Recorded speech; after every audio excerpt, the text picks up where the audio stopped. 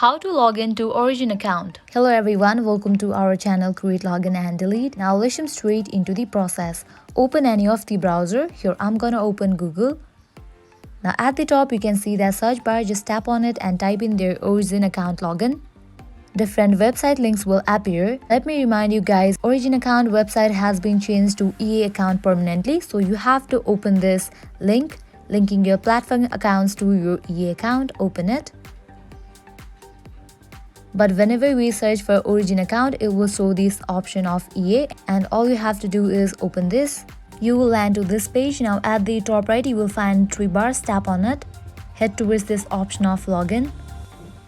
You can sign in using your Apple, Google, Facebook and different other accounts, or also you can type in your phone or email and password to login. Once you fill up this, in the case you want to save your login info, you can put tick mark over here, remember me. In the case you forgot your password, you can click on this option of forget your password, and after you are done you can tap on sign in and you will be logged into your Origin account. This is how you can easily log into your Origin account. This was it. If you find this video helpful, at the end make sure to like, share and subscribe to our channel. Thank you.